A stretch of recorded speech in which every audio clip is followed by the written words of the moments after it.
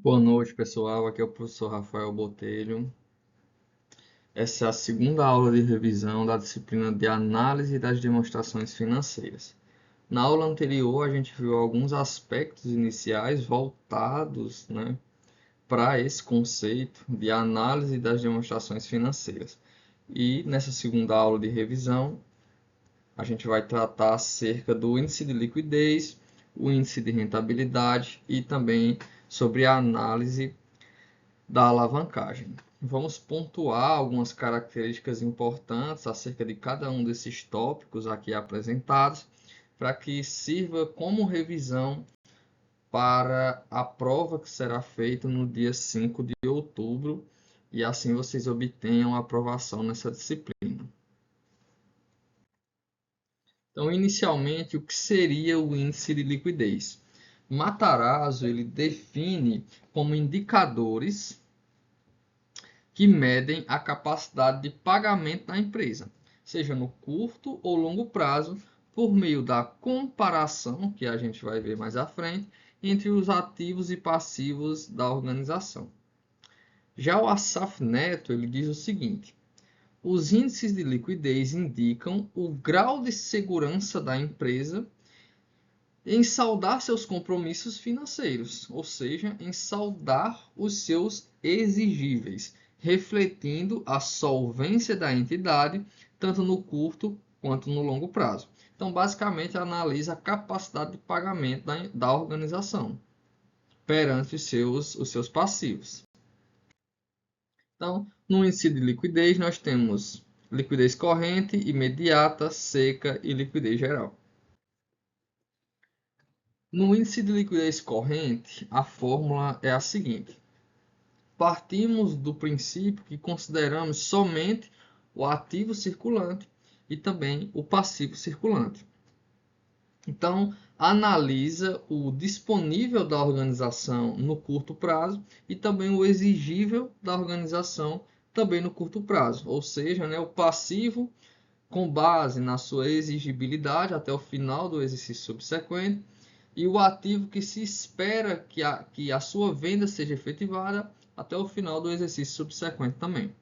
Então, uma vez que se realiza essa divisão entre o ativo circulante e o passivo circulante, a gente encontra o índice de liquidez corrente e mede a capacidade da empresa de pagar dívidas no curto prazo, que é considerado até o final do exercício subsequente, com ativos também de curto prazo. Então, tem-se os ativos de curto prazo que serão utilizados para pagar os passivos também de curto prazo. Uma interpretação possível: um índice de liquidez maior do que 1 significa que os ativos de curto prazo cobrem justamente as dívidas também de curto prazo.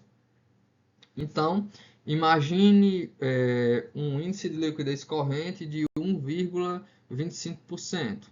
Quer dizer que nós pagamos as nossas dívidas e, na teoria, ainda sobra 0,25%. Então, até trouxe um exemplo. Então, nós temos um ativo circulante na importância de 50 mil reais e um passivo circulante no valor de 40 mil.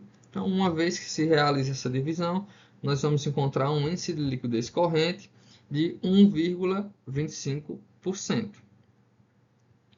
E o que isso quer dizer? Perdão, vamos encontrar um índice de 1,25%. Esse índice significa que, para cada R$ 1 em dívida de curto prazo, a empresa possui um saldo, por meio do seu ativo, de 1,25. Então, realiza-se o pagamento dessa dívida e ainda sobra aí para cada R$ 1,25. É basicamente essa análise que é feita. No índice de liquidez imediata, nós partimos do mesmo princípio e também da mesma análise. Isso se aplica a todos esses índices de liquidez. A questão é que a gente vai trabalhar com variáveis diferentes.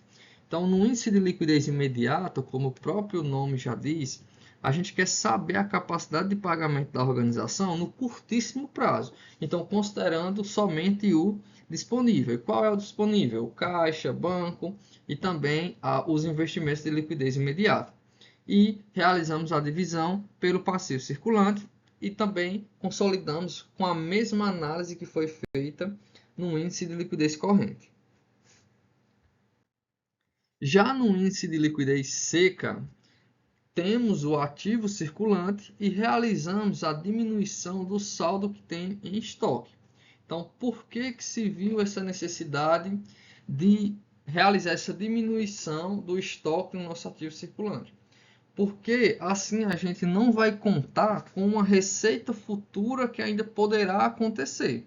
Então, uma vez que a gente diminui o estoque, a gente já diminui aquela possibilidade de venda futura. Então, trabalharemos com o valor mais real do nosso ativo circulante. Quando a gente realiza a divisão pelo passivo circulante, vamos encontrar o índice de liquidez seca. Então, retira os estoques por serem menos líquidos, oferecendo uma análise mais conservadora. Já na análise do índice de liquidez geral, nós vamos ter uma visão mais abrangente de todo o nosso ativo e também de todo o nosso passivo. Então, ele analisa a solvência de curto e longo prazo, verificando se os ativos totais realizáveis que serão vendidos são suficientes para cobrir todas as suas dívidas, tanto no curto como no longo prazo. Então, o cálculo é o seguinte: para a obtenção do índice de liquidez geral, teremos o ativo circulante mais o realizável a longo prazo, não inserindo aqui a subdivisão, né, do ativo não circulante, de investimento, do imobilizado ou então do intangível, é somente o ativo circulante e o realizável a longo prazo. Realiza-se a divisão pelo passivo circulante mais exigível a longo prazo. E realizamos sempre essa mesma análise, considerando sempre o nosso ativo e também o nosso passivo com as informações obtidas lá por meio do balanço patrimonial. Então, sempre que se fala em índice de liquidez, a gente já pode associar diretamente ao balanço patrimonial, avaliando a capacidade de pagamento da organização, uma vez que se compara o nosso ativo com o nosso passivo. Já quando mencionamos indicadores de rentabilidade, tanto o Matarazzo quanto o Lubícibus, eles vão ao encontro da mesma conceituação doutrinária. Então, nós temos que Matarazzo, ele define como os indicadores de rentabilidade, né, como indicadores que medem o desempenho econômico da empresa, ou seja, o lucro da organização, evidenciando quando ela ganhou em relação às suas vendas, ao investimento e ao patrimônio líquido da organização, que é o capital próprio da entidade. Então, dito isso, o Lubícibus ele também afirma o seguinte: que esses índices de rentabilidade eles são medidas de retorno, porque eles avaliam justamente o retorno sobre as nossas vendas, que é a nossa receita, o retorno sobre o nosso investimento e também o retorno sobre o nosso patrimônio líquido, que avaliam o resultado obtido pela empresa diante dos montantes nela aplicados, ou seja, diante do capital inicial que for investido nas atividades operacionais da organização. Então, como índice de rentabilidade, nós temos o ROA, o ROE e o ROI. No índice de rentabilidade ROA, que é justamente o retorno sobre o nosso ativo, como a própria nomenclatura já traz, é de fato quanto a gente obtém uma vez que empregamos os nossos ativos na atividade operacional de uma determinada organização. Então, o nosso ROA, que é o nosso retorno sobre o ativo, é o nosso lucro líquido obtido lá por meio da DRE, após todas as deduções da receita bruta, lucro operacional, lucro líquido, nós teremos a divisão com o nosso ativo total. Então, no cálculo dos índices de rentabilidade, vai haver uma relação direta entre a demonstração do resultado do exercício, por meio das contas de resultado, e também por meio do balanço patrimonial nas contas patrimoniais. Então, realizando essa divisão, a gente vai encontrar o nosso ROA, o nosso retorno sobre o ativo. Então, eu trouxe um exemplo aqui para que se torne mais fácil a compreensão. Então, imagine um retorno sobre o ativo de 8%. Isso quer dizer o quê? Que a cada R$ 100 lá do nosso ativo, porque veja que a gente fez uma divisão do lucro líquido pelo nosso ativo.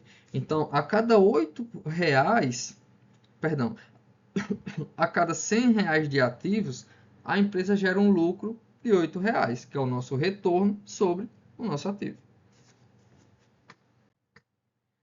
Já tratando sobre o retorno em relação não mais ao nosso ativo somente, mas ao investimento que foi realizado. Então, no retorno sobre o investimento, a gente pode tratar de uma forma mais isolada. Então, nós temos todo o nosso ativo e podemos realizar um investimento em uma determinada operação. Então, imagine um lucro operacional que será dividido pelo nosso investimento total naquela determinada ação da empresa. Então, o que isso quer dizer? Imagine um retorno sobre o investimento de 12%. A cada R$ 100 que foi investido, a empresa gera R$ 12 de retorno operacional. Então, temos as atividades operacionais da organização e ela decide instaurar um novo processo operacional. Então, ela vai ter que fazer um investimento para isso. E como que ela se calcula o retorno sobre esse investimento? É dividindo o lucro operacional que será obtido e que foi calculado por meio da DRE, dividindo pelo investimento total que foi realizado. Temos também o retorno sobre o nosso patrimônio líquido, que é justamente o capital próprio da organização, o que os sócios empregaram, né, nas atividades da empresa. Então, nós temos que o cálculo será da seguinte forma: será o nosso lucro líquido obtido lá por meio da DRE, dividido pelo nosso patrimônio líquido, pelo nosso capital próprio. Então, quando a gente analisa o retorno sobre o patrimônio líquido, a gente está fazendo uma relação direta entre o lucro líquido que é obtido e quanto é o patrimônio líquido da organização. Dividimos, multiplicamos por 100, encontramos um valor de forma percentual. Então, retorno sobre o patrimônio líquido de 15%. O que isso evidencia? Que para cada R$ 100 aplicados, né, em capital próprio, seja 15 para 100, gerou R$ 15 de lucro. É justamente isso que o 15% evidencia, que a cada R$ 100 de capital próprio será obtido um lucro líquido de R$ 15. Então, aqui nós vimos os índices de liquidez, rememoramos os conceitos que são pertinentes a esse tópico e também os índices de rentabilidade com o ROI, o ROA e o ROI. ROI com E e ROI com I. Patrimônio líquido e retorno sobre o investimento. Um conceito bastante trabalhado também na contabilidade gerencial e também contabilidade de custos é a análise da alavancagem da organização. Então, eu trouxe dois autores aqui para que nós possamos rememorar esse conceito.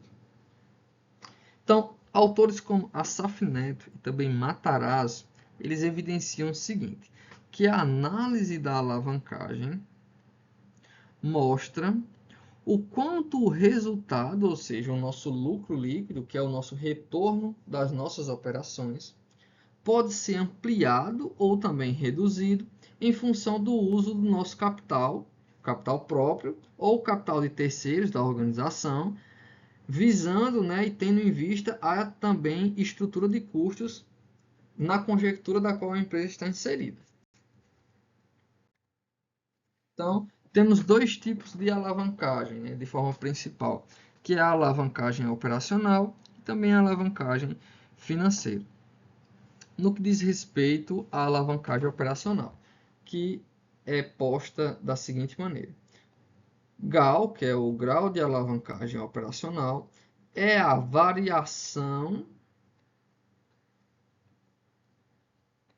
percentual do lucro operacional, que é obtido lá por meio da DRE, dividido pela variação delta percentual nas nossas vendas. Então, eu trouxe um exemplo aqui para que a gente trabalhe esse conceito. Então, imagine uma venda, a V1, né, venda inicial de R$ 200 mil, um lucro operacional inicialmente de R$ 40 mil. Teve um segundo cenário em que, por algum determinado motivo, as nossas vendas elas aumentaram para 220 mil e o nosso resultado operacional aumentou para 48 mil. Então, quando nós fazemos o cálculo da variação percentual do lucro operacional, que vai ser o novo lucro operacional menos o lucro operacional anterior, dividido pelo lucro operacional anterior, esse cálculo tanto para a variação percentual do lucro quanto a variação percentual das vendas. Na variação percentual das vendas, nós vamos ter 10%. Na variação percentual do lucro operacional, nós teremos uma variação de 20%.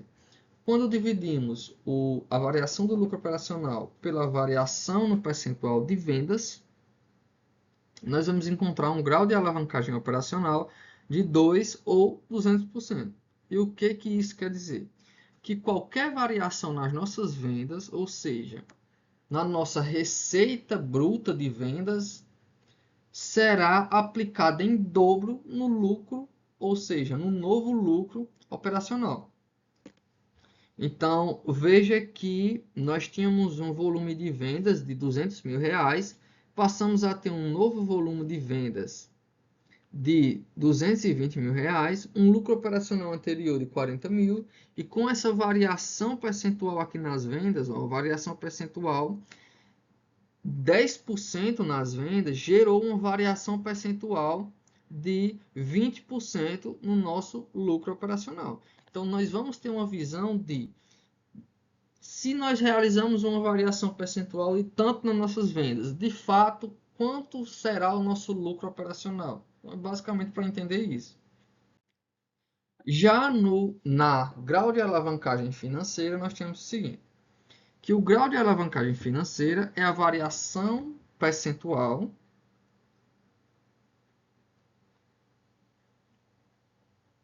do nosso lucro líquido.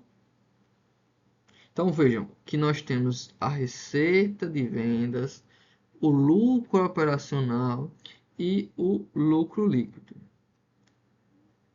Receita de vendas, lucro operacional e o nosso lucro líquido. No grau de alavancagem operacional, nós tínhamos a relação entre essas duas variáveis, que era a receita de vendas e o lucro operacional. Quanto uma determinada movimentação, variação na nossa receita de venda, impacta na variação do nosso lucro operacional. Já no grau de alavancagem financeira, a gente tem a relação entre a variação do lucro operacional e a variação do nosso lucro líquido. Então, a relação já não é mais entre esses dois, mas sim entre o lucro operacional e o lucro líquido. Então, uma variação percentual no lucro líquido dividido pela variação percentual no lucro operacional. Então, nós tínhamos um lucro líquido de 160 mil, tivemos um lucro líquido no segundo momento de 180 mil, um lucro operacional de 200 mil e um lucro operacional no segundo momento de 220 mil. Então, calcula-se a variação percentual do lucro líquido e também a variação percentual do lucro operacional. Quando se realiza a divisão, obtém-se um grau de alavancagem financeira de 1,25 ou, de forma percentual, 12,5%. E o que isso quer dizer? Inicialmente, pode-se compreender que um grau de alavancagem financeira tão baixo, apenas 1,25 ou 12,5%, indica que o lucro líquido, que é a relação que está sendo estudada aqui entre o lucro operacional e o lucro líquido, varia pouco quando o nosso lucro operacional aumenta. Então, a gente viu na grau de alavancagem operacional que quando a nossa receita de vendas aumentava em 10%, o nosso lucro operacional dobrava, 20%. Já aqui, a variação entre o lucro líquido e o lucro operacional está bem baixa, não é visto da mesma forma. Então, se o nosso EBIT, que é o nosso lucro operacional, está bem aqui, aumentar 10%, o nosso lucro líquido só aumentaria 1,25%. Então, se o nosso EBIT, que é o nosso lucro operacional, aumentar 100%, ou seja, dobrar o nosso lucro operacional, o nosso lucro líquido ele só aumentaria 25%. Então, tanto o grau de alavancagem operacional quanto o grau de alavancagem financeira ajuda-nos a entender justamente essa relação entre a receita de vendas, o lucro operacional e o lucro líquido. Então, essa foi a segunda aula de revisão voltada para análise das demonstrações financeiras. Qualquer dúvida eu estou disponível por meio do meu e-mail, josé.botelho@ufca.edu.br. Assistam esse material, assistam também as demais aulas que já estão inseridas lá no AVA. E quando for no dia 5 de outubro, eu disponibilizarei a prova de acordo com o cronograma já estabelecido.